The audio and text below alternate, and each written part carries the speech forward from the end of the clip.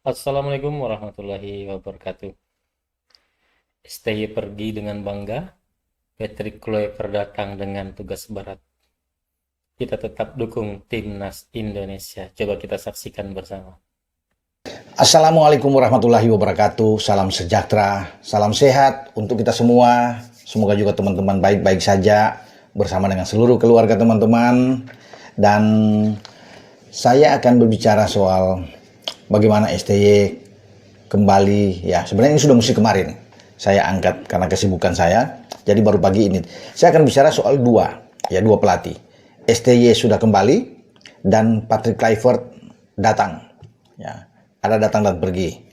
Tapi ketika STY kemarin kembali ke Incheon, ke Korea Selatan, negaranya, ya, itu dia diantar dengan luar biasa oleh supporter. Ya, ini sekitar suatu hal yang wajar. Ya, ketika ada apresiasi dari banyak supporter untuk mengantar kepulangan dari pelatih kepala kita yang memulai karir dia di timnas sejak 1 Januari 2020 dan berakhir pada 6 Januari 2025. 5 tahun STY berada di tim nasional kita, dan kita sudah tahu bersama bahwa bagaimana STY memberikan warna baru ya dengan penampilan tim kita yang dia datang di 173 atau 74 peringkat FIFA kita, tapi sekarang ada naik ada 50 peringkat, luar biasa.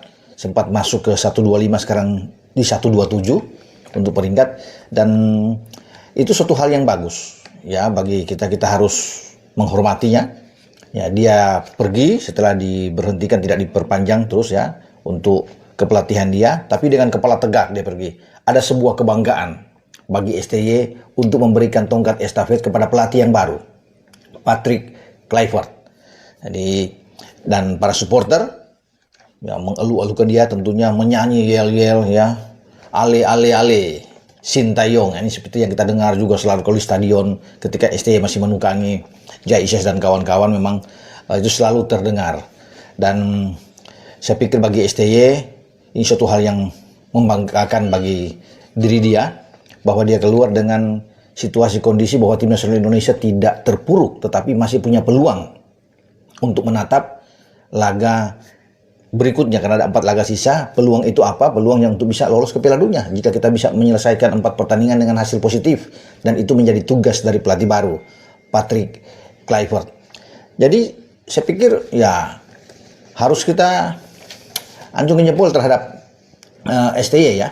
Memang kita harus sekarang move on karena STY sudah pergi, tapi tetap kita harus mengapresiasi sekali lagi untuk seorang STY. Dia banyaklah melakukan hal-hal yang baik untuk timnas kita. Bagaimana kita lolos 16 besar di Piala Asia di Qatar 2024 ya, di bulan Januari, sebelum terhenti di babak 16 besar dari Australia. Suatu hal yang saya pikir ini membanggakan juga. Waktu tadi U23 kita ke semifinal, hampir lolos ke Olimpiade, kalah di playoff lawan Guinea dengan 1-0.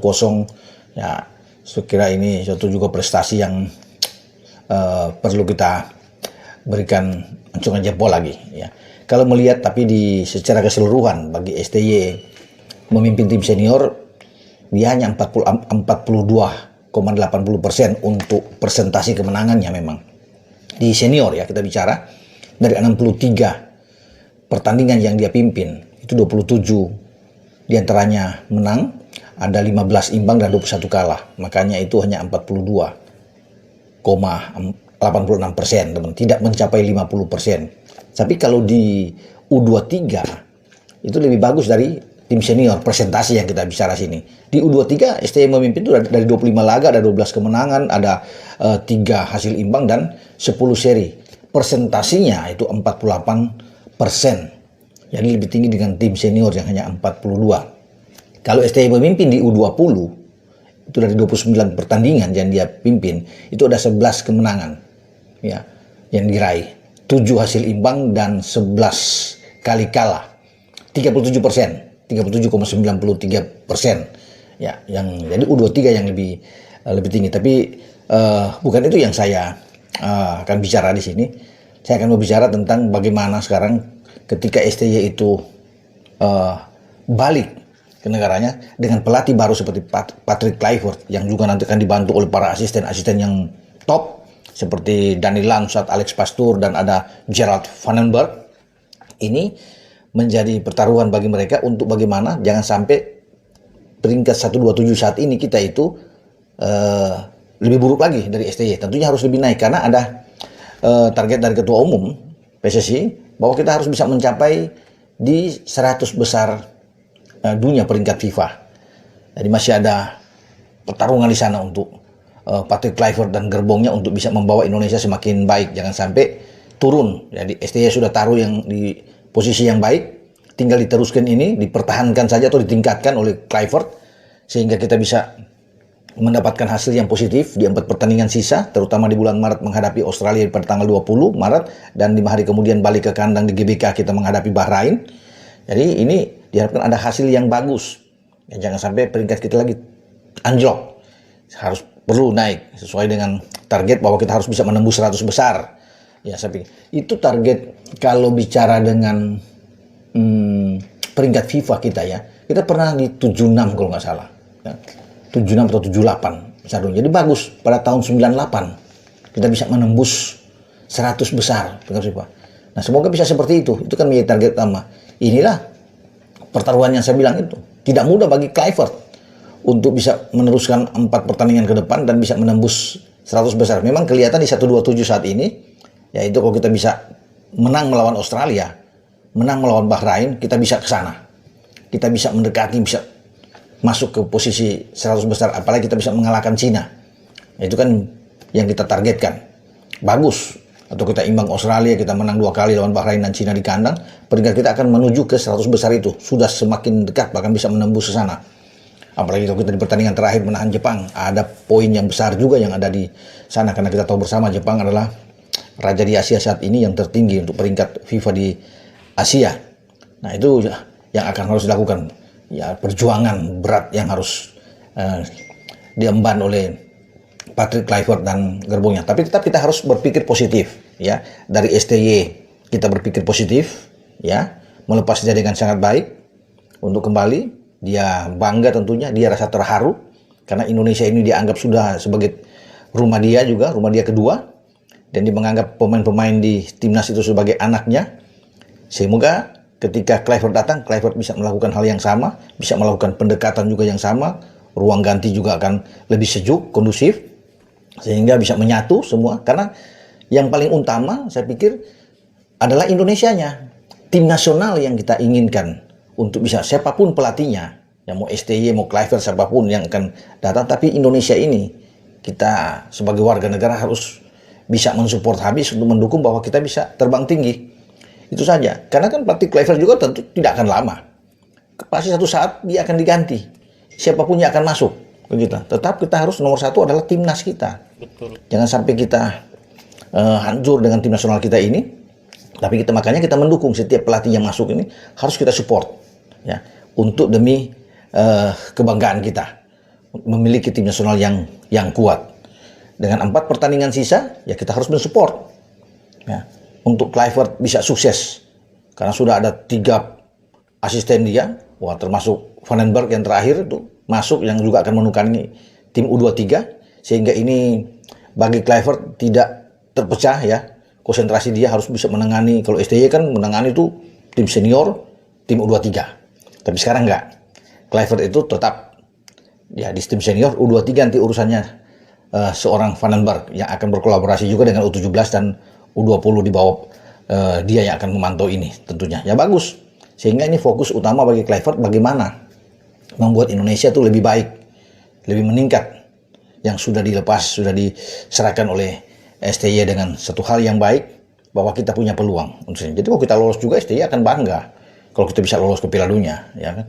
Dia akan senang karena dia yang sudah dari awal kan untuk bisa membuat Indonesia ini baik.